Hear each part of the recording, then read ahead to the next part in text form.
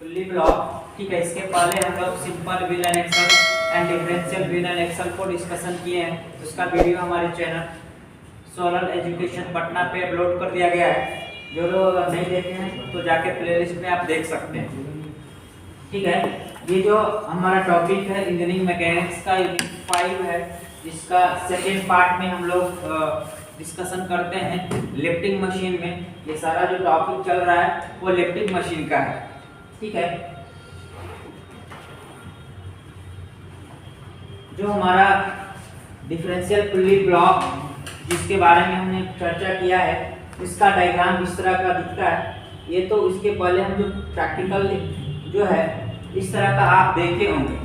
ठीक है, इस तरह का जो सेटअप आप देख रहे हैं या इस तरह का आप जब आप कंपनी में जाएंगे, ठीक है, या जहाँ पे लोडिंग अनलोडिंग का काम चलता है, ठीक है, हैवी कंटेनर जैसे शिप यार्ड के पास, ठीक है, जहाँ शिप वगैरह लगता है और शिप से माल को क्या किया जाता है, उतारा जाता है या उस पर रखा जाता है, उस जगह पे यहाँ पे हम लोग इसका यूज करते हैं। देखिए यहाँ पे क्या है, ये कितना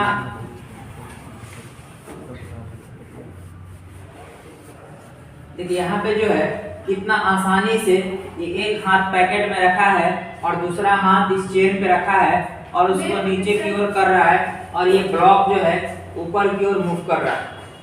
ठीक है, ये जो कमाल है ना साहब, इसी पुल्ली ब्लॉक का है। ये बिना पुल्ली ब्लॉक के मदद से ये कर पाना बहुत मुश्किल था।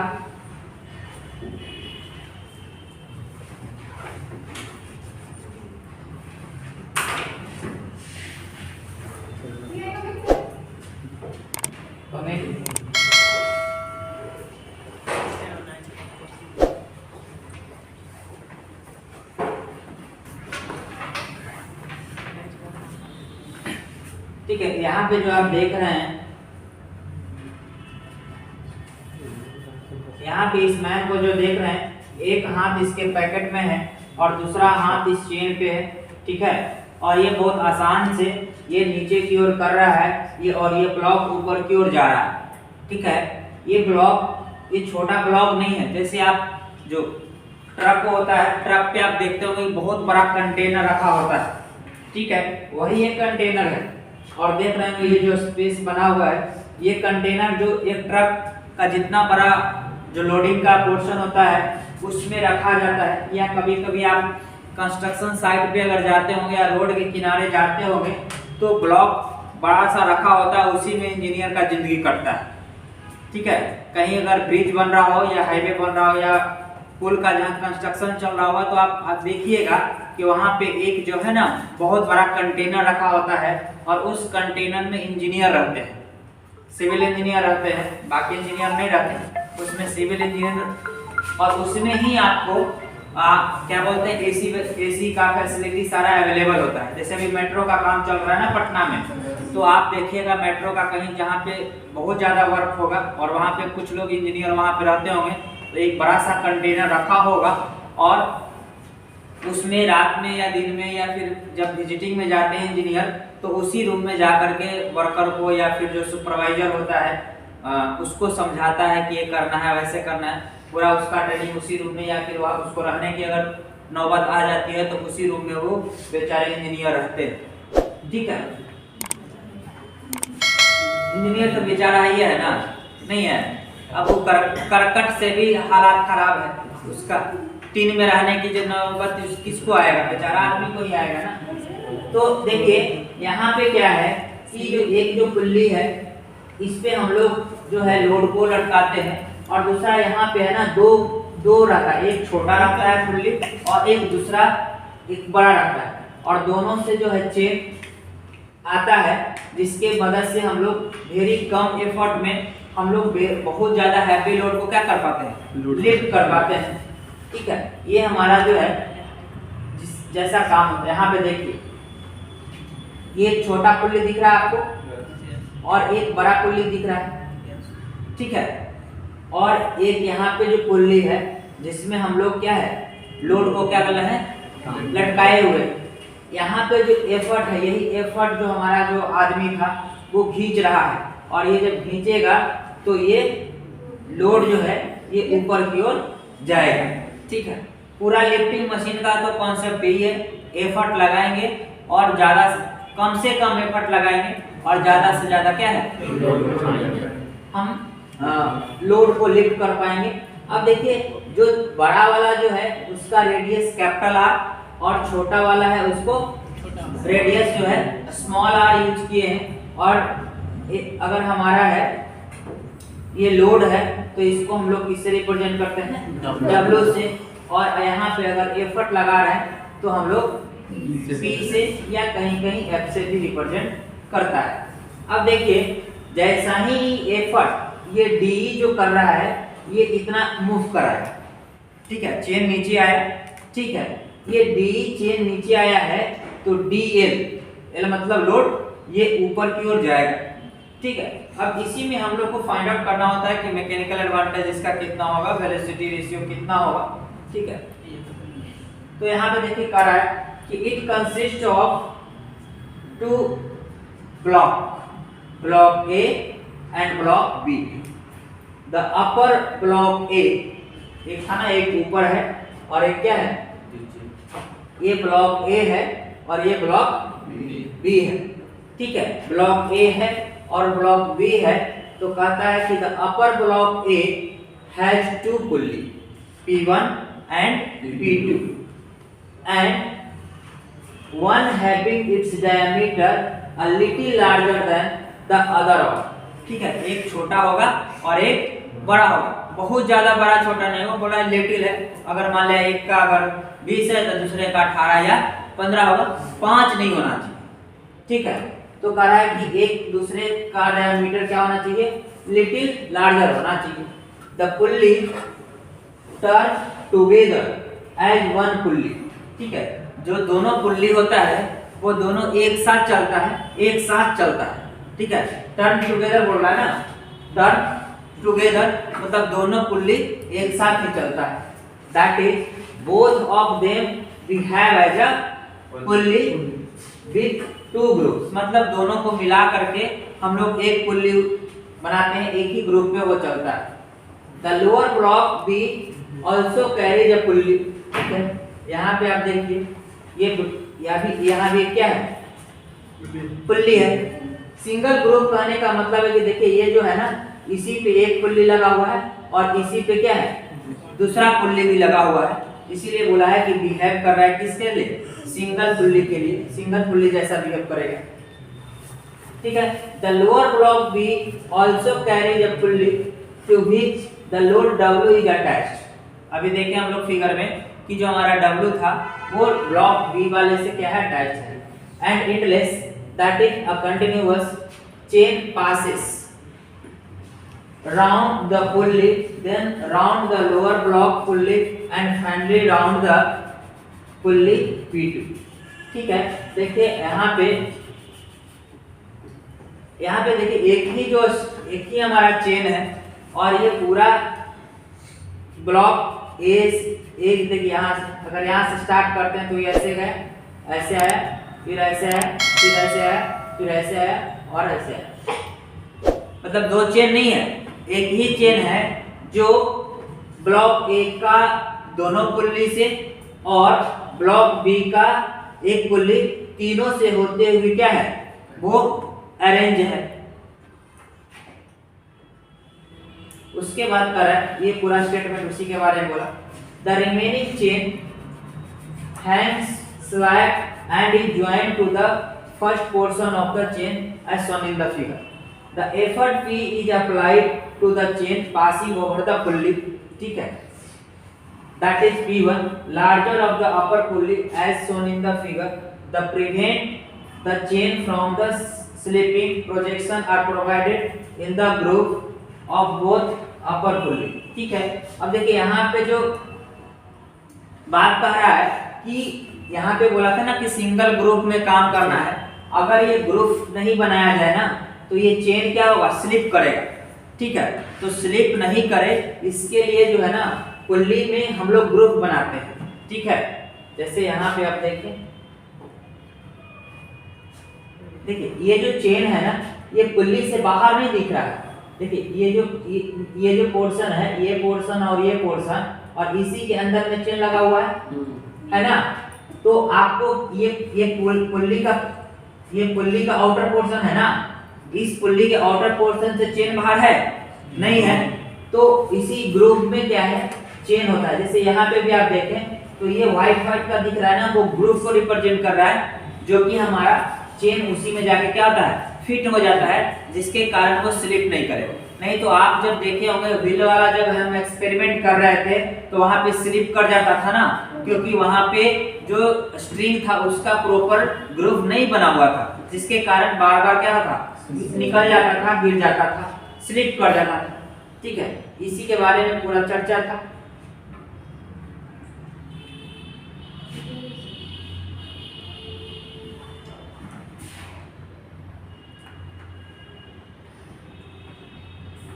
ठीक है, अब देखिए यहाँ पे जो कुछ है, हमको अजम्पशन जो मानना है, कह रहा है कि जो कैपिटल डी है, diameter of the pulley P1, small D diameter of the pulley P2, W जो है हमारा वेट लिफ्टेड, एंड P जो है effort applied to lift the weight. हम ऐसा अजम्पशन हमेशा मानते आए हैं। ठीक है, यहाँ पे दो पुल्ली है, तो एक का जो हमारा है वो P है, और दूसरा क्या हमारा P1 और P2 है, और P हमारा एफर्ट है। उसके बाद हम ये भी जानते हैं कि जो डिस्प्लेसमेंट पुल्ली से जो होता है, या व्हील से होता है या एक्सल से होता है, जो डिस्प्लेसमेंट होता है वो क्या होता है, पाई डी होता है। तो यहाँ पे लिखा कि we know that the displacement of the effort in one revolution, कितना रेवोल्यूशन में, वन रेवोल्यूशन में, of the upper pulley block, upper pulley block का जो होगा वो क्या होगा, पाई डी होगा। This is also equal to the length of the chain pulled over the larger pulley, since the smaller pulley also turns with the larger one. Therefore, length of the chain released by the smaller pulley pi d. क्योंकि हमने माना है कि जो उसमें दो pulley था ना, उसमें एक का कैपिटल डी माना है, दूसरे का क्या माना है, स्मॉल डी माना है। तो जो हमारा स्मॉलर जो भी पुल्ली होगा वो भी तो पाई डी रिवॉल्व करेगा, वन रिवॉल्यूशन जब करेगा तो डिस्प्लेसमेंट पाई डी होगा। ठीक है, उसके बाद अगर हम नेट निकालने की कोशिश करें, नेट चेन कितना हो पाएगा, तो जो होगा हमारा पाई capital D minus small D. Net, अगर नेट की बात करेंगे तो पाई कॉमन ले लेंगे, तो पाई कॉमन आ जाएगा capital D minus small D. जैसा सेम है, this shortening of the chain will be equally divided between two portions of the chain supporting the load, therefore distance through which the load move up। जैसे आप यहाँ पे देख रहे हैं, जैसे हम लोग डिफरेंशियल व्हील एंड एक्सल में जो काम किए थे, देखिए यहाँ पे जो है, ये अगर ये वाला पोर्शन जो है पूरा का पूरा, और ये हमारा लोड लिफ्ट कराएगा, तो ये दो पार्ट में बटेगा ना, ये दो पार्ट में बटेगा। इसीलिए यहाँ पे हम लोग डिफरेंशियल व्हील एंड एक्सल में भी हम लोग क्या लिए थे, एवरेज लिए थे। तो यहाँ पे 1/2 pi capital D minus small D, तो यहाँ पे π/2 capital D minus small D. उसके बाद हम वेलोसिटी रेशियो का फॉर्मूला जानते हैं कि distance moved bye effort divided by distance moved by load. तो डिस्टेंस मूव्ड बाय एफर्ट जो हमारा होगा, यही फॉर्मूला होगा एफर्ट के लिए हम लोग क्या यूज करेंगे, effort applied to lift the load P है, तो एफर्ट किस में लगा रहे हैं, बड़े वाले में लगा रहे हैं ना, तो यहाँ पे हमारा आएगा पाई डी, और डिस्टेंस मूव्ड बाय लोड, तो डिस्टेंस मूव्ड बाय लोड हमने अभी क्या निकाला, capital pi capital D minus small D π/2, ऐसा निकाले हम लोग। लोड से इतना लिफ्ट करेगा, और जो हमारा एफर्ट से होगा, तो हमारा क्योंकि एफर्ट तो बड़ा वाले पुल्ली पे लगाएंगे ना, तो यहाँ पे देखिए बड़ा वाला पुल्ली पे लगा है कि नहीं लगा है, ये बड़ा वाला पुल्ली पे एफर्ट लगा है ना, ठीक है, तो कैपिटल डी पे लगेगा, स्मॉल डी पे नहीं लगेगा। उसके बाद यहाँ पे देखिए, अगर ये पाई से पाई काट देते हैं तो इसका जो रिलेशन आ जाएगा 2d divided by capital D minus small D, आएगा कि नहीं? 2D capital D minus small D. अब थोड़ा सा चेंज क्या है, डिफरेंशियल व्हील एंड एक्सल में हम लोग पढ़े थे capital 2D by D1 minus D2, वहां थोड़ा सा ही चेंज है, बाकी सब सेम है। ठीक है, जो हमारा वेलोसिटी रेशियो जो आया था वहां पे pi by 2 D1 minus D2 आया था, यहाँ पे capital D minus small D. ठीक है, अब हमारा मैकेनिकल एडवांटेज का भी फार्मूला हमको पता है, W by D load by effort, और इफिशिएंसी का भी फार्मूला हमको पता है, mechanical advantage by velocity ratio. ठीक है, ये हमारा है। अगर आपका पूछता है क्वेश्चन कि वेस्टर्न्स डिफरेंशियल पुल्ली के बारे में बताइए, एक्सप्लेन कीजिए, या derive the expression for mechanical advantage efficiency velocity ratio for westerns pulley, तो आप इतना काम कीजिएगा, उसका डायग्राम बनाइएगा और ये काम कीजिएगा। देखिए, अगर ये चैप्टर है ना, एक दो चीज अगर समझ गए तो बाकी सब सिमिलर है। ठीक है, डायग्राम आगे पीछे थोड़ा सा है और फार्मूला भी आगे पीछे है, थोड़ा भी अगर डाउट भी होगा तो आप रिकॉल कर पाइएगा। जैसे यहाँ पे डिफरेंशियल व्हील और इसमें दोनों मिलता जुलता है, बाकी सारा फार्मूला सेम है, कॉन्सेप्ट भी सेम है। अगर गलती से कोई लड़का अगर ये भी करके चलाता है डिफरेंशियल व्हील, या फिर D1 माइनस D2 भी करके अगर चलाता है, तो वहां पे उसको 3 नंबर 4 नंबर आराम से मिल जाएगा। बस कहानी ये करना होगा कि आप D1 को गलती यही ना कीजिएगा कि कैपिटल D की जगह आप D1 ले लिए हैं और D2 की जगह D ले लिए हैं, पूरा गलती तो होगा नहीं। ठीक है, और एजम्पशन यहाँ थोड़ा सा आपने गलती रखा है, तो हो सकता है कि आप एजम्पशन ना लिख, अगर ना लिखे तो 1 नंबर या 2 नंबर कटेगा ना, तो कम से कम 3 नंबर तो श्योरिटी के साथ मिल जाएगा। इसीलिए आप इस चैप्टर को अच्छे से पढ़ लेंगे तो दिक्कत नहीं होगा। उसके बाद कह रहा है कि sometimes the size of the upper pulley are given in the term of radius। ठीक है, अगर रेडियस के टर्म में दिया है, कभी कभी क्या है क्वेश्चन डायमीटर के टर्म में दिया, अगर रेडियस के टर्म में दिया तो 2r divided by capital R minus small r हो जाएगा, क्योंकि अभी हमने पढ़ा था क्या 2d divided by capital D minus small d। तो हमको तो पता है ना कि अगर R में करेंगे ये ठीक है कि नहीं, D को R/2 लिख सकते कि नहीं, उसके बाद ये भी D R/2 हो जाएगा और ये भी क्या हो जाएगा R/2, ये से 2 कट जाएगा ना, और ये वाला 2 ऊपर चल जाके 2r divided by capital R minus small r, यहाँ तक किसी को दिक्कत नहीं। उसके बाद कह रहा है कि sometimes the distance of upper pulley are not given, नहीं दिया रहेगा तो गिवन दिया रहेगा relative size are express in the term of number of teeth. ठीक है, अगर नंबर ऑफ टीथ के टर्म में दिया रहे, जैसे मान लीजिए आपको वहां पे डायमीटर नहीं दिया और उसके बाद अगर रेडियस नहीं दिया और वहां पे दे दिया कि नंबर ऑफ टीथ इतना है, तो वहां पे माथा खुजलाने लगिएगा कि तो टीथ के बारे में पढ़वे नहीं किए थे। ठीक है, तो वहां पे लगा कि अच्छा सर तो पढ़ाई नहीं किए, अब बनेगा कैसे, आशीर्वाद देने का मौका मिल जाएगा।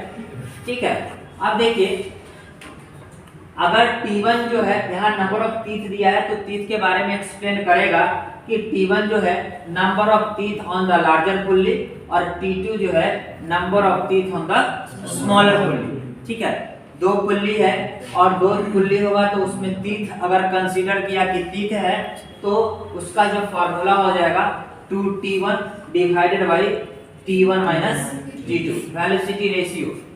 ठीक है, ये डायरेक्ट ऑब्जेक्टिव क्वेश्चन में पूछता है कि बताइए कि जो वेस्टर्न्स पुल्ली है उसका वेलोसिटी रेशियो ये होता है कि नहीं होता, डायरेक्ट डालेगा ऑब्जेक्टिव में। ठीक है, तो अगर नंबर ऑफ टीथ अगर दिया है तो उसका फार्मूला हो जाएगा 2T1 divided by T1 minus T2। देखो इसको भी याद कैसे करेंगे, T को रिप्लेस या D को या R को रिप्लेस कर दिया किसमें, T1 या T2 में, यानी इसी फार्मूला को कैपिटल D को T1 मान लिया और स्मॉल d को T2 मान लिया। यहाँ तक किसी को दिक्कत इतना है जंक्शन। ठीक है, कभी कभी फार्मूला को ना हम कोरिलेट करके याद करेंगे तो ज्यादा याद रहेगा। ठीक है, इसीलिए अगर वेस्टर्न की बात किए तो 3 केस आए, पहला की डायमीटर में दे रखा होगा, दूसरा है कि रेडियस है। तो ये तो अंडरस्टूड है कि डी दिया है, आर दिया है, तो डिवाइड कर देंगे, मल्टीप्लाई कर देंगे, काम खत्म हो जाएगा। मगर थोड़ा यहाँ से ध्यान देने वाली बात है कि अगर नंबर ऑफ टीथ दे रखा है तो नंबर ऑफ टीथ में कैपिटल डी को T1 से रिप्लेस कर देंगे और स्मॉल डी को T2 से रिप्लेस कर देंगे। बाकी जो अगर फॉर्मूला हमको तो पता है कि वेलोसिटी जो रेशियो होता है वो 2D divided by capital D minus small D होता है। तो हमने बताया कि कैपिटल डी को T1 से रिप्लेस कर दो तो 2T1 हो गया और T1 minus T2 small D को T2 से। इसके बाद भी अगर कंफ्यूजन है तो हमने ये तो क्वेश्चन में दे रखा होगा ना कि जो हमारा बड़ा पुल्ली है उस पे नंबर ऑफ टीथ 40 है, तो बड़ा पुल्ली है मतलब वो कैपिटल डी है कि नहीं, तो 2T1। तो ऐसा भी हम लोग याद कर सकते हैं 2 into number of teeth on bigger pulley, ठीक है, divided by number of teeth on bigger pulley minus number of teeth on smaller pulley, ऐसा भी कर सकते हैं। तो इस तरह से हमारा जो है वेस्टर्न्स पुल्ली का पूरा कॉन्सेप्ट और डेरिवेशन कंप्लीट होता है। ठीक है, इसके बाद हम इस टॉपिक से रिलेटेड एक क्वेश्चन करते हैं ताकि हमने जो पढ़ा है उसको अप्लाई कर लें। देखो, पढ़ने का यही तरीका है कि कुछ थ्योरी पढ़ें तो उसका प्रैक्टिकल कर लें। ठीक है, अगर हम कॉन्सेप्ट पढ़े हैं तो उसका हम अगर क्वेश्चन करेंगे तो माइंड में सेट हो जाएगा। जैसे आप कुछ ऐसा सब्जेक्ट ही है जैसे मैथ में कितना भी कॉन्सेप्ट पढ़ लो और क्वेश्चन प्रैक्टिस नहीं करेंगे ना तो दिक्कत है। वो अपना जैसे फार्मूला कितना याद करेंगे, और जब उसको सॉल्व करते हैं ना, जैसे आप जितना इस चैप्टर में बताया गया, जितना आपको वीडियो प्रोवाइड किया गया है उस सारे वीडियो को देखिए और जितना उसमें लगभग आपको 10-15 क्वेश्चन तो अब तक करा दिया गया। उस 10-15 क्वेश्चन को जब आप कीजिएगा ना तो फार्मूला आपको ऑटोमेटिक याद हो जाएगा। याद करने दिमाग पे प्रेशर देने की आवश्यकता नहीं है कि फार्मूला याद करना, बनाते बनाते आपको याद हो जाएगा। ठीक है, क्योंकि इसमें जो फार्मूला यूज हो रहा है ना बहुत ज्यादा लंबा भी नहीं है और बहुत ज्यादा कॉम्प्लिकेटेड भी नहीं है। ठीक है, इसलिए आपको याद हो जाएगा और अच्छा मार्क्स लाना है तो इसको तो एकदम नींद में रखना पड़ेगा। नींद में नहीं रखिएगा तो दिक्कत। कह रहा है क्वेश्चन में ये western differential pulley consist of lower block and upper block. ठीक है, ये तो सफिक्स प्रीफिक्स है। ठीक है ना, क्वेश्चन पे कुछ आगे लगाना होता है मैंडेटरी और उसके पीछे ये तो इंफॉर्मेशन दिया कि वेस्टर्न डिफरेंशियल पुल्ली है। आप इसी के बारे में क्या करना है, आपको सोचना है, बाकी किसी के बारे में नहीं सोचना है। ठीक है, अब देखिए अपर ब्लॉक हैज 2 कॉग ग्रुप्स। ठीक है, 2 कॉग ग्रुप है, one of which has radius of 125 mm and other has 115 mm। देखो, लड़का यही देख के हरा जाए, बाप रे बाप कितना बड़ा अंग्रेजी मार दिया यहाँ पे, लिख दिया कि 2 कॉग ग्रुप।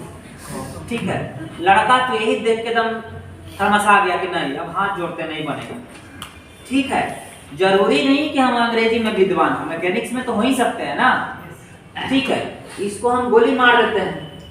ठीक है, तुमको हम नहीं पढ़ेंगे, हम तुमको पढ़वे नहीं करेंगे, हम जो पढ़े उसके अनुसार तो सोचे कि क्या कह रहा है। इन्हों कुछ नहीं समझे कि कॉग ग्रुप डिक्शनरी वहां नहीं मिला कि खोज भी लें कि डिक्शनरी का मतलब क्या है। ग्रुप का तो मतलब अभी बताया था नहीं, जिस पे हमारा जो चेन था उस पे चढ़ रहा था, तो चेन तो चढ़ेगा 2 गो पे, एक छोटा वाला पे एक बड़ा वाला पे। ठीक है, इसको भी मार दिए गोली, नहीं तुमको भी नहीं समझ कर रखे।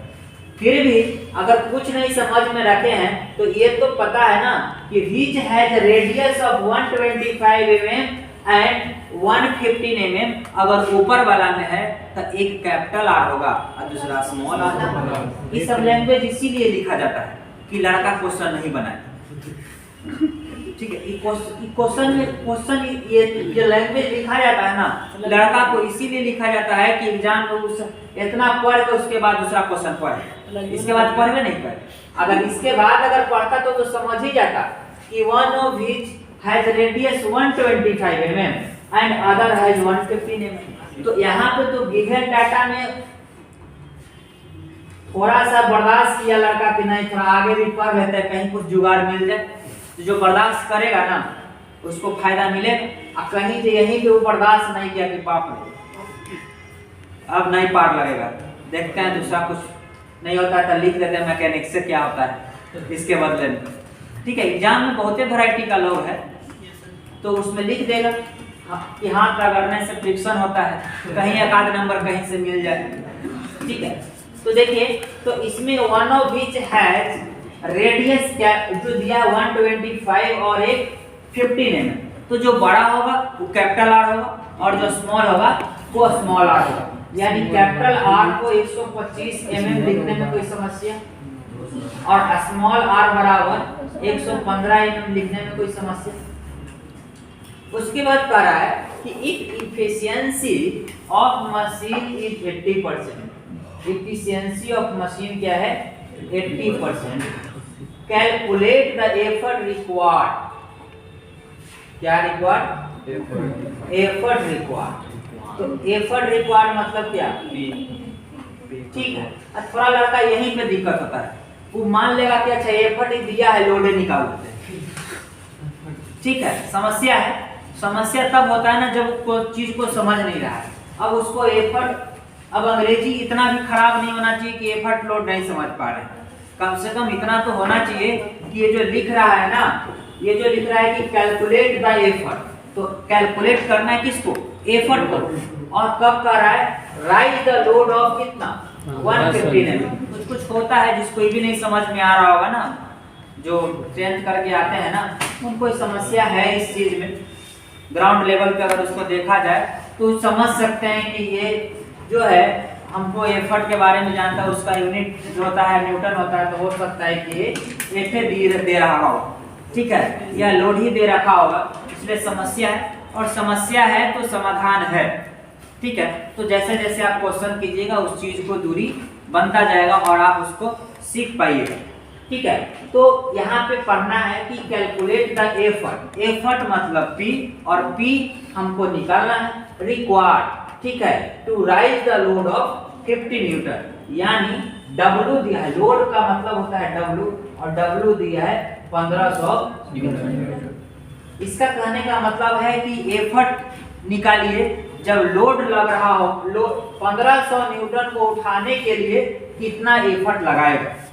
इसका इतना जो अंग्रेजी लिखा है इसका इतना बड़ा हिंदी है कि 1500 न्यूटन का लोड उठाने के लिए कितना एफर्ट लगेगा हमको निकाल के बताइए। ठीक है, अब जो है अब हम थोड़ा सा अपने दिमाग पे 0.5 बार का प्रेशर लगाएंगे। ठीक है, और इसमें ये सोचेंगे कि इतना डाटा दे रखा है और P निकालने की बात कर रहा है। ठीक है, तो सबसे पहले कुछ नहीं बुझाएगा तो इफिशियंसी का चर्चा करेंगे। क्यों करेंगे कि यहाँ पे इफिशियंसी दे रखा है। देखो कभी भी न्यूमेरिकल क्वेश्चन में हम जब चर्चा करते हैं ना तो गिवन डाटा के अकॉर्डिंग सोचते हैं। ठीक है, कि नहीं कि एमएफ बना निकाल रहे हैं, VR निकाल रहे हैं, और निकालते सब निकाल लिए मगर आंसर नहीं निकला। ठीक है, सारा निकाल लिए मगर आंसर नहीं निकला। क्यों? क्योंकि आप जो प्लान किए आप उस क्वेश्चन को क्वेश्चन के अनुसार नहीं सोचे, आप तो पूरा मैकेनिक्स पढ़ के गए ना। पहला यूनिट में 100 क्वेश्चन, दूसरा यूनिट में 100 क्वेश्चन, तीसरा यूनिट में 150 क्वेश्चन, चौथा यूनिट में 500 क्वेश्चन, पांचवा यूनिट में 400 क्वेश्चन। अब इतना क्वेश्चन आप करके गए हैं, इतना कॉन्सेप्ट पढ़ के गए हैं, तो अलग वो तो बात है कि आप सारा एक्सपेरिमेंट कर ही दीजिएगा, मगर एग्जाम में तो एक्सपेरिमेंट करने गए नहीं है ना। वहाँ पे हम लोग गए हैं अपने आप को अच्छा साबित करने के लिए। एग्जाम पे जाते हैं ना तो अच्छा साबित करने के लिए, इंटेलिजेंट वहाँ नहीं बनना है, वहाँ आइंस्टीन बनने की जरूरत नहीं है, नहीं तो फेल कर दीजिएगा। वो कहीं से अगर सेब को ऊपर नीचे देख के एक्सपेरिमेंट करना शुरू कर दीजिएगा तो एग्जाम में 80 नंबर नहीं आएगा, 8 नंबर नहीं आएगा। 8 नंबर अगर नहीं आएगा तो समझ ही रहे हैं आप, इतना तो बुद्धिजीवी है ही आप लोग। तो कहने का मतलब है कि जब भी न्यूमेरिकल सॉल्व करते हैं ना तो गिवन डाटा लिखने के बाद उस पर विचार करते हैं कि आखिर जो डाटा दे रखा है और क्या निकालना, उससे रिलेशन क्या है, तब जाके हम कम समय में और सही डायरेक्शन में काम करके कम समय में आंसर को ला पाते हैं। नहीं तो लाएंगे जो 5 मिनट में बनना होगा उसको 50 मिनट में लगाएंगे। ठीक है, अब देखिए इस क्वेश्चन पार्टिकुलर देखते हैं तो P निकालना है मगर एफिशिएंसी दिया हुआ है। अगर एफिशिएंसी दे रखा है ना तो हमको फार्मूला मने मन याद होना चाहिए कि एफिशिएंसी बराबर होता है mechanical advantage divided by velocity ratio. फिर मने मने भी याद होगा, अच्छा मैकेनिकल एडवांटेज W/P या निकालना क्या P, काम क्या बन गया। ठीक है, अब तो काम बन गया और उसके साथ एक था वेलोसिटी रेशियो। अब वेलोसिटी रेशियो के लिए बोला है कि वेस्टर्न है, डिफरेंशियल है, तो वो भी मने मने याद है। अच्छा वेस्टर्न पूछा है 2D by capital D minus small d, तब तो ठीक है ना। अब जो हम याद करेंगे उसी का ना बोलेंगे। ठीक है, अब देखिए तो अब लड़का का मन मुस्कुरा गया कि अच्छा 5 नंबर आ गया। अब क्या, अब तो हम देख ही लेंगे। ठीक है, अब देखिए तो एफिशिएंसी जिससे जब हम स्टार्ट की, ठीक है, एफिशिएंसी बराबर W, सॉरी उल्टा लिखा गया, W नहीं लिखना था, M लिखना था, mechanical advantage divided by velocity ratio. अब देखिए ये अब क्या है, ये हम लिखेंगे पहले। देखो क्या है ना कि इस क्वेश्चन को एक लाइन में भी बना सकते हैं। अब जो इंजीनियर जो होते हैं ना, जो पढ़ रहे होते हैं, वो सोचते हैं कि नंबर ऑफ पेज कैसे बढ़ाया जाए। नंबर ये सोचते हैं, इंजीनियर जो सोचते हैं कि number of page is equal to number of maximum number. ज्यादा लिख के आएंगे ज्यादा नंबर पाएंगे, ऐसा सोच है। हमारे स्टूडेंट का रहता है कि सर 40 पेज लिख के आएंगे, कम से कम तो 50 नंबर आएंगे ना करेगा। अगर एक कोई नंबर अगर देता है, ठीक है, हम अगर एहसान भी करता है टीचर की, ठीक है लिखा है 40 नंबर, तो एक एक नंबर भी अगर हमको देगा तो कम से कम 40 नंबर सर पास कर गए। अब क्या चाहिए आपको? ठीक है, तो ये समस्या है। तो कुछ लोग सोचते ऐसा है, मगर ऐसा बिल्कुल नहीं है कि अगर आप 40 नंबर 40 पेज लिख के आइएगा और लिखिएगा कुछ और, ठीक है, तो उस कंडीशन में मान लीजिए आजकल भोजपुरी गाना भी, इंग्लिश गाना भी, शेरो शायरी का भी जमाना है, रील्स का जमाना है, तो सारा रील्स और भोजपुरी बॉलीवुड गाना सबको भी प्यार जाता है। तो वैसा परिस्थिति में अगर आप 40 पेज भरिएगा तो दिक्कत। ठीक है, अगर वहां पे लिखिएगा तो वो सब काम नहीं चलता है। ठीक है, 40 आप देखिए 40 पेज भरने का जो कॉन्सेप्ट है वैसे है। देखिए जैसे मान लीजिए अगर आप ये काम किए और इसके बाद लिख दिए W/P और उसके बाद यहीं पे सॉल्व कर दिए, मजा नहीं आया। ठीक है, आपने सही किया, एक के लाइन में कर दिया, मगर देखने का वाला को लग रहा है कि अच्छा फांकी तो नहीं मार दिया, इतना कम में क्वेश्चन कॉपी जो चेक कर रहे हैं ना उनको भी थोड़ा डाउट होगा, क्या इतने तो बनेगा कि थोड़ा और पेज, बाकी सब 5 पेज में बनाया, ये एक के लाइन में समेट ले। तो अब क्या है कि इसी चीज को हम क्योंकि कम एरिया ले रहा है ना, तो थोड़ा सा लगता है कि अच्छा लड़का इतना बनाया है, तो मगर ये हकीकत है कि 2 लाइन में बनेगा, 1 लाइन में बनेगा, 2 लाइन तो छोड़ दीजिए 1 लाइन में बनेगा। तो इसीलिए इस खास करके 5वां यूनिट के साथ हम बार बार ये कहते हैं कि पहले गिवन डाटा लिखिए, उसके बाद टू फाइंड लिखिए। 1 पेज तो इसी में भर गया, 1 पेज भर देना है इसमें गिवन डाटा में और टू फाइंड में। दूसरा पेज में जाना है सर 1 पेज भर जाएगा, उसमें लिखना है 6 लाइन बढ़ेगा। देखिए 1 लाइन में एग्जाम में कैसे लिखते हैं उसका भी तो डिपेंड करता है ना। कोई सुनिए, कोई लिखता है ऐसे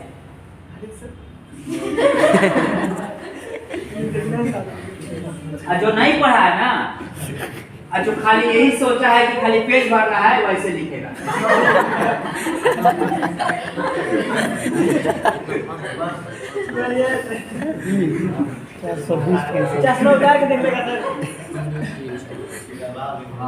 ऐसे लिखे। अब बताइए कि आधा पेज तो गिवन डाटा में लिखे। तो जो नहीं पढ़ता है ना वो उसका राइटिंग से, अब देखिए अब बहुत सारा चीज है। जैसे मान लीजिए अगर वो एग्जाम देने गया, जब उसको आता रहेगा ना बहुत सजा के लिखेगा। मान लीजिए उसको आ रहा है कि कैलकुलेट द ठीक है, तो लिखेगा ऐसे, तो बहुत सजा के लिखेगा कैलकुलेट द एफर्ट। स्पेलिंग है गलती दी। और उसको अगर नहीं आता रहेगा तो ऐसे लिखेगा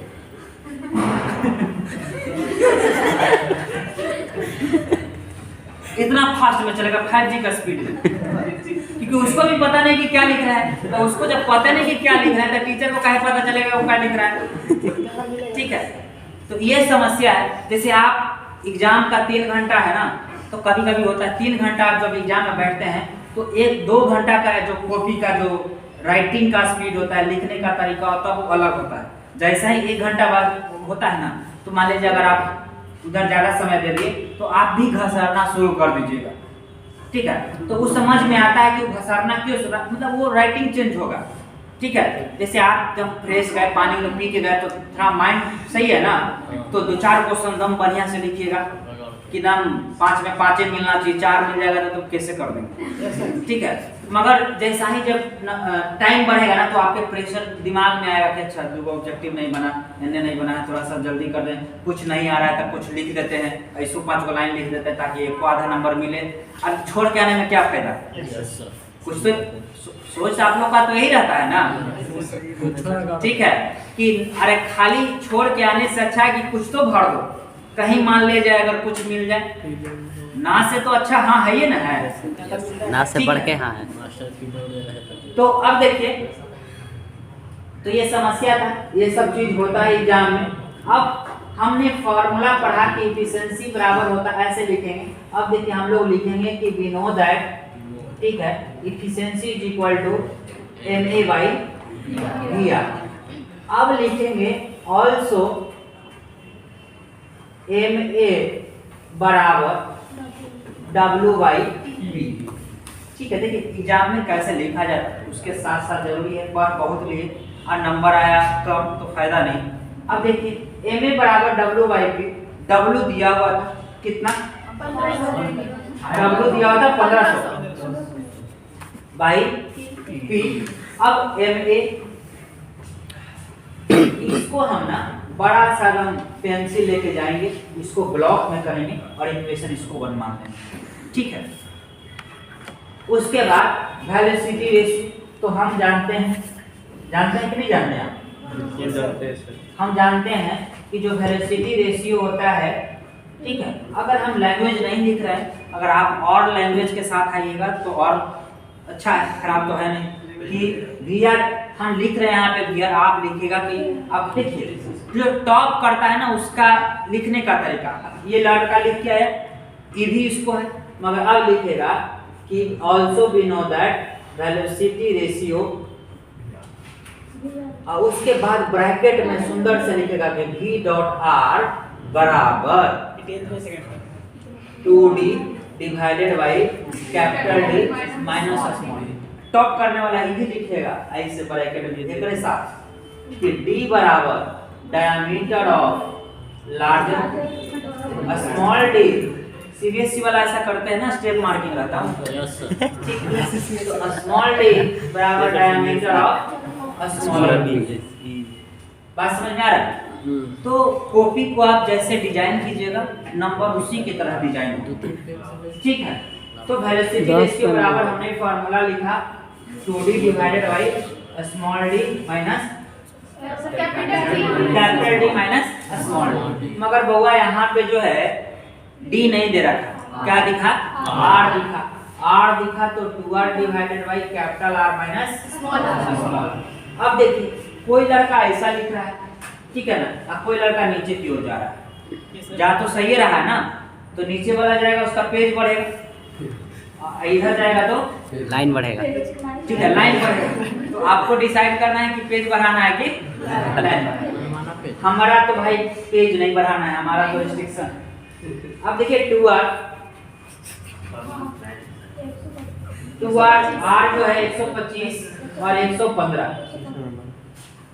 125 और 125 माइनस 115,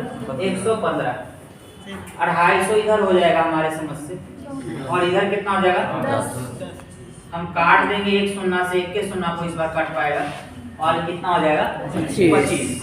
अब देखिए ये 25 आ गया, तो वेलोसिटी रेशियो 25 आया। इक्वेशन इसको 2 मान लें और इस इक्वेशन को हम लोग मान लेते हैं ए।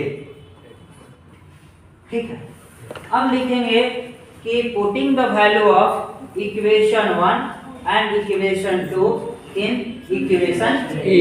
कितना अच्छा लगेगा। अब कोई लड़का जब लिया रख दिया, एहसान कर रहे हो नहीं ना, बताओगे ना जी कि हम इस दोनों का वैल्यू क्या है इसमें डाल रहे हैं। तो जब डालिएगा ना तो यहाँ पे देख लीजिए एम ए का क्या है 1500 डिवाइडेड बाई पी और वी आर कितना आया 25। यहाँ तक किसी को आपत्ति नहीं। अब इफिशिएंसी कितना दिया था 80%। तो हम देखिए P बराबर, अब देखो कोई लड़का डायरेक्ट ऐसे लिख दे 1500 डिवाइडेड बाई 0.8 गुना 25। ठीक है, लिख देंगे। अब जिसको पेज भरना हो तो पेज भरना होगा तो पहले ही लिखेगा इफिशिएंसी इंटू पी गुना 25 बराबर 1500। ठीक है, फिर उसके बाद लिखेगा P बराबर 1500 गुना 1500 डिवाइडेड बाई 25 गुना इफिशिएंसी। उसके बाद लिखेगा 1500 डिवाइडेड बाई 25 गुना 0.8। खूब पेज भरेगा इक्वल टू 25। ठीक है, तो देख लीजिएगा जैसे आपको इच्छा हो, आप स्वतंत्र हैं। ठीक है, कैलकुलेट करके कुछ आएगा 75 न्यूटन। ठीक है, तो इस तरह से हम क्वेश्चन को सॉल्व करेंगे। ये आप पे पूरा निर्भर है कि आप उसको 2 पेज में बनाना चाहते हैं कि 2 लाइन में बनाना चाहते हैं। सर मार्क्स आ जाएगा एको पेज में? नाम आ तो जाएगा एको पेज में फुल मार्क्स। मगर क्या है कि आपके पास 40 पेज दिया जाता है तो आप 4 पेज में करके क्यों आइएगा? समस्या ये भी तो है। अगर आप लोग अगर सोच रहे हैं कि 40 पेज भरने से अगर ज्यादा नंबर है, कभी होता क्या है ना कि अगर 5-10 पेज बनाया लड़का और उसका 40-45 आ गया तो वहां भी डाउटेबल है कि आखिर इसका इतना ज्यादा नंबर कैसे आ गया। फिर उसको रिवर्स चेक करते हैं। तो पेज का भी मायने है कि मान लीजिए अगर आप बना रहे हैं तो पेज भी, अगर पूरा क्वेश्चन अटेम्प्ट करें तो नंबर ऑफ पेज भी ज्यादा होना चाहिए। ये नहीं कि कुछ लिखे नंबर ऑफ पेज ज्यादा होना चाहिए। तो जिस सिस्टमैटिक से बनाए हैं तो 2 पेज जाएगा, 2 पेज इसका लगता है। हाँ, 2 पेज कम से कम लगना चाहिए। जैसे अब मान लीजिए ये ऐसे कर दिए ना, अगर ऐसे नीचे की ओर आइएगा एक पेज भी मोड़ दे देना है, कोई दिक्कत नहीं, 1 पेज में भी चलेगा। अब वो वाला नहीं, गिवन डाटा बड़ा वाला नहीं, छोटा वाला मीडियम चलेगा तो 1 पेज में आ जाएगा। 1 पेज का ही नहीं, ज्यादा का है भी नहीं। देखिए दूसरा क्वेश्चन है, ये डिफरेंशियल फुल्ली ब्लॉक का क्वेश्चन कैसा है। ठीक सेम ही है, आधा दिक्कत नहीं है। देखिए इसमें भी देखिए गिवन डाटा में क्या लिखा है, बात नहीं इन अ डिफरेंशियल फुल्ली ब्लॉक। ठीक है, डिफरेंशियल फुल्ली ब्लॉक बोले या बेस्ड ऑन डिफरेंशियल ब्लॉक बोले, बात क्या है बराबर है, क्योंकि यहाँ पे फुल्ली बोला है। अगर डिफरेंशियल एक्सल एंड विल बोलता तो वो डिफरेंशियल होता, बट यहाँ पे फुल्ली अगर बोला है तो फुल्ली वाला फॉर्मूला लगाएंगे। ठीक है, इसलिए बार बार कहते हैं कि क्वेश्चन को ना एक बार पढ़ के उसका डिसीजन नहीं लो, कम से कम 2 बार क्वेश्चन पढ़ो, क्योंकि क्वेश्चन पढ़ना और गिवन डाटा लिखते ही आपका सॉल्यूशन हो जाएगा अगर आपको आता है। अगर नहीं आता है तो वहीं पे क्रॉस करके आगे बढ़ जाना है, उस पर दिमाग लगाने की आवश्यकता नहीं है। आप एग्जाम में रिसर्च नहीं करने जाएंगे। तो लिखा है कि फुल्ली ब्लॉक है ए लोड ऑफ कितना 1800 newton is raise by an effort of.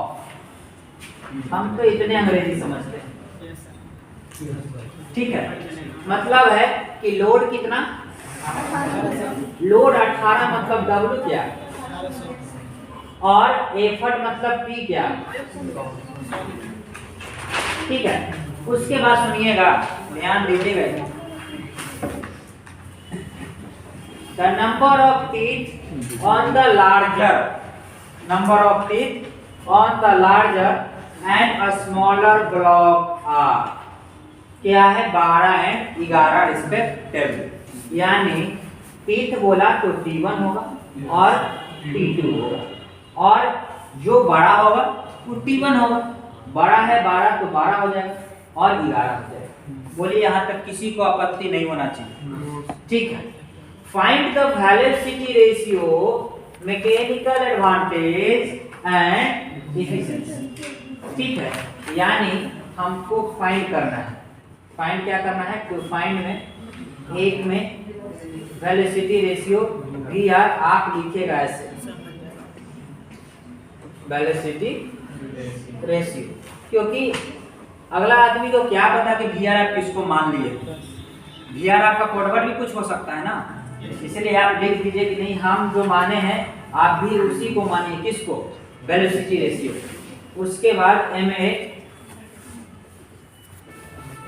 Mechanical advantage.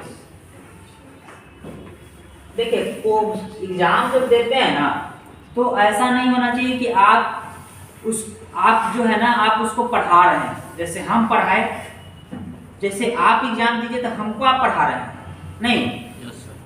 जैसे आप अगर गलती करते हैं तो हमको दिक्कत होता है कि अच्छा ये क्या कर दिया, ये MA को MA VR क्या मान लिया। अगर आप लिख दिए हैं तो हमको डाउट नहीं ना होगा, अच्छा MA सही है, एकदम सही है, टिक मारते हुए 5 नंबर दे के आगे बढ़ जाएगा, गाड़ी नहीं रुकेगा। अगर आप नहीं लिखे तो अच्छा VR तो सही को कुछ माना, क्या माना, दिक्कत हो जाएगा, सोच विचार चलने लगेगा, सोच विचार तो करना नहीं, ठीक है। तो ऐसा आप क्वेश्चन या आप एग्जाम में वैसा चीज नहीं करें जो टीचर कुछ सोच विचार करेगा। जहां टीचर अगर सोच विचार किया मतलब नंबर घट, इसलिए आप इतना खुद एक्सप्लेन कर दीजिए कि उस सोच विचार करने का क्या करें, मौका ही नहीं मिले, ठीक है। इफिशिएंसी बराबर मशीन का निकालना है तो इफिशिएंसी लिख देते हैं MACHINE और इसको निकालना है। अब देखिए ये गिवन डाटा था, टू फाइंड करना था और हमारे पास इतना डाटा है। तो जब भी पुल्ली के बारे में चर्चा करेंगे तो पहला बात करेंगे कि अच्छा पुल्ली था तो D था उसके बाद R था, T नहीं पढ़े थे तो कहेंगे ठीक है तुम हमसे नहीं बनेगा, ठीक है। जो T का कॉन्सेप्ट पढ़ के नहीं गया होगा वो तो इसको बनाएगा नहीं ना, क्योंकि उसको तो पता ही नहीं है, ठीक है। कहेगा कि आउट ऑफ सिलेबस पूछ दिया SBT, नहीं होता है, नहीं आउट ऑफ सिलेबस वाला एग्जाम होता है, तो ऐसा है। अब सोचिए कि D में रिलेशन नहीं चाहिए हमको, ना कैपिटल R में, ना कैपिटल D में, स्मॉल d में, कुछ में रिलेशन नहीं चाहिए, हमें रिलेशन चाहिए किस में, T1 और T2 में। तो वहां पे सोलन सर याद आएंगे, नहीं आएंगे? अच्छा सोलन सर बताए थे कि D और R अगर छोड़ दे और T में आए तो कैपिटल D को रिप्लेस कर दो T1 से और स्मॉल d को रिप्लेस कर दो T2 से, उसके बाद मजा आ जाएगा, नहीं आ जाएगा? अब देखिए अगर अब क्या है, पहला जो बात कर रहा है मैकेनिकल एडवांटेज का, तो हम लोग जानते हैं कि मैकेनिकल एडवांटेज जो होता है, मैकेनिकल एडवांटेज जो होता है वो W बाई क्या होता है, P होता है। जहां पे W भी दे रखा है और P भी दे रखा है। W जो दे रखा है 1800 और P दे रखा है 100, तो W 1800 डिवाइडेड बाई 100, एक शून्य से 2 शून्य चला जाएगा कि नहीं? हाँ सेटिंग है, यहाँ पे सेटिंग है कि एक शून्य से 2 शून्य जाएगा, ठीक है। हाँ यहाँ सेटिंग है, सब जगह नहीं चलता है। उसके बाद VR जो है वेलोसिटी रेशियो, वेलोसिटी रेशियो का फॉर्मूला जो आप जानते होंगे या निम्न में जो याद किए होंगे वो ये किए होंगे, ठीक है। जो डेरिवेशन करके हमने लाया वो 2D by small d minus capital D, मगर सोलन सर इसको रिप्लेस कराया कैपिटल D से, किसको, T1 से, कैपिटल D को T1 से और स्मॉल d को T2 से, और काम हमारा क्या बन गया, आसान बन गया, T1 माइनस T2 हो गया। अब हमारे क्वेश्चन में T1 का भी वैल्यू पता है और T2 का भी वैल्यू पता है। T1 का जो वैल्यू पता है वो कितना है, 12 पता है, और 12 माइनस 11 जाएगा क्या, यानी जो है 24 आए, ठीक है। अब तो हंसते हंसते पता होगा कि जो इफिशिएंसी होता है वो MA बाई क्या होता है, VR होता है, MA/, जो VR होता है, अब बताइए हमको कि मैकेनिकल एडवांटेज हमने निकाला कि नहीं निकाला? Yes sir. वेलोसिटी रेशियो निकाला कि नहीं निकाला? अब बताइए, अब चुपे चुपे रख दीजिए। एक तो चुपे चुपे रखेंगे ना, अब चुपे चुपे कहने का मतलब है कि 18/24 कर दिए और उसके बाद आंसर ला दिए, ये चुपे चुपे हुआ। मगर हल्ला बोल के कैसे हुआ? अब इक्वेशन 1 इक्वेशन 2 इक्वेशन मान लिया 3, putting the value of equation 1 into and equation 2 in equation 3 हुआ हल्ला बोल। ठीक है, मतलब हम टीचर को जना दिए हैं कि देखिए यह वाला वैल्यू और ये वाला वैल्यू डाला है तभी आया। ऐसा मत समझिएगा कि हम नहीं किए हैं। ठीक है, एकदम डायरेक्ट हम ला कर रख दिए हैं, ऐसा कुछ नहीं समझिएगा। नहीं, ठीक है। तो 18/24 गुना कितना? 100। आंसर बता दीजिए। 75%। 75% अटेंडेंस भी चाहिए और एफिशिएंसी आ गया, मतलब क्या है? सही। अच्छा है। तभी तो जो DST है आपका, जो डिपार्टमेंट है, वो कहता है कि 75% अटेंडेंस चाहिए, तभी आपको फॉर्म भरने देंगे, अदरवाइज नहीं देंगे। मतलब कहने का मतलब है कि 75% है, मतलब स्टूडेंट अच्छा है, वो पास कर जाएगा। मतलब क्लास किया है तभी तो पास करेगा, और 75 से कम है तो उसको फॉर्म भरने नहीं देना है, वो अगले बार आएगा। ठीक है, मतलब वो पढ़ने वाला नहीं है। ठीक है, इस तरह से हमारा जो क्वेश्चन डिफरेंशियल पुल्ली का कॉन्सेप्ट प्लस उससे रिलेटेड क्वेश्चन खत्म हुआ। ठीक है,